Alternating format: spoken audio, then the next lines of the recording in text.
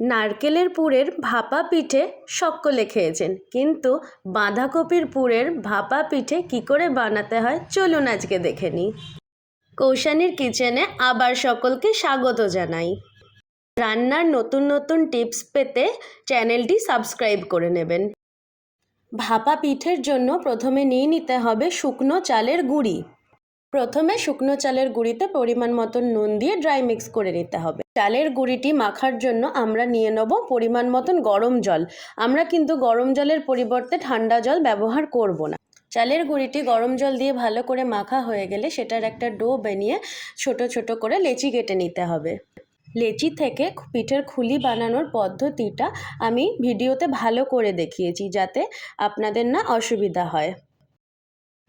ঠান্ডা জল দিয়ে গুঁড়িটি মাখলে ভাপে সিদ্ধ করার সময় পিঠেগুলি সব ভেঙে যাবে। আগে থেকেই ঝালঝাল করে বাঁধাকপির পুরটি বানিয়ে রেখেছিলাম। চালের গুঁড়িটি দোকানে রেডিমেডও কিনতে পাওয়া যায়, অথবা আপনারা বাড়িতে চাল থেকে গুঁড়ো বানিয়ে নিতে পারেন। এই পদ্ধতিতে খুলি বানালে কখনোই আর পিঠেটি ফাটবে না। ব্যাস, এরপর পুরটি খুলির ভিতর পুরে এপিট ওপিট মুড়ে দিয়ে সুন্দর করে পিঠেটি আমাদের রেডি। বাকি পিঠেগুলো এভাবে বানিয়ে নেব আমরা ভাপে সেদ্ধ করার জন্য।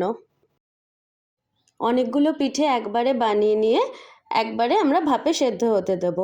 আমি ভাপে সেদ্ধ করার জন্য একটা ডেকচি নিয়ে নিয়েছি, তলায় জল নিয়ে নিয়েছি এবং উপরে যে ফুটো ফুটো বাটি থাকে তার মধ্যে পিঠেগুলো নিয়ে নিয়েছি। পিঠেগুলো পরিপূর্ণ হতে 6 মিনিট হাই ফ্লেমে রাখবেন গ্যাসটি, তারপর লো ফ্লেমে 10 মিনিট রাখবেন।